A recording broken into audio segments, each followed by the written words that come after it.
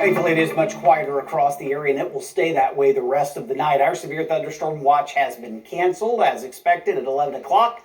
Still lingering, though, on the western North Carolina side into the early morning hours. Our storms continue to move east. It is much quieter across the area, and it's going to stay that way really the rest of the night. There may be a passing sprinkle in a few areas between now and about 1 or 2 a.m., but I really think the majority of the region will stay dry. The one concern I do have is if we see some breaks in the clouds, as cool as it's going to get, could be some patchy fog, but I don't think it'll be everywhere. Temperatures by daybreak about 57 for Maynardville, Knoxville, and Maryville. Gatlinburg, you're about 55. Same thing in Newport with some low 50s from Barberville, Kentucky, all the way over to Crossville there in Cumberland County. Highs tomorrow, upper 60s to low 70s, so a touch cooler than today. We'll start with some cloud cover, but then thin that out a little bit later in the day. So again, this is 7 a.m. I can't rule out a stray sprinkle or shower. Knoxville southward, we talked about this all week. This is lunchtime. It's the actual front that's finally clearing the area and squeezing out whatever little moisture there is left, but there really isn't much moisture in the form of rainfall that will fall from these clouds. In fact, they're thinning out by this time tomorrow night, and it should be pretty pleasant. So we're still sticking with the fact that if we see any rain, it's well to the south and not even a great opportunity here. It wouldn't cancel any outdoor plans for your Friday. Then as we go into the weekend, rain chances still very spotty. Saturday through Sunday, these would be a random pop-up afternoon or very early evening shower in a few spots, but not everywhere. And then they would quiet back down.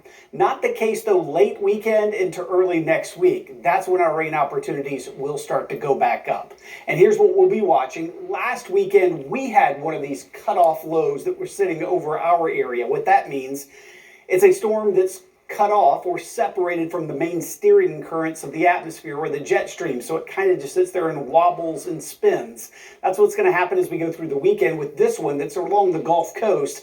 Counterclockwise winds pulling up a lot of moisture out of the Gulf of Mexico. That's where the heaviest rainfall will be, from Alabama through South Carolina, and we're kind of on the periphery of this, so again, not expecting a whole lot of rain.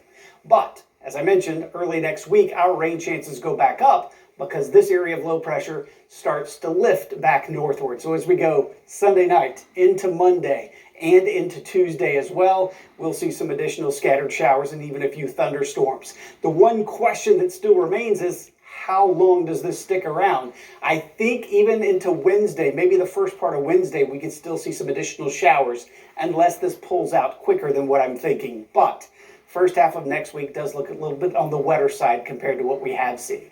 I've been talking about this since early this week, right? That the end of next week is going to be warm and quite humid. Look at the comfort cast going from muggy to getting into the sticky category by next Thursday.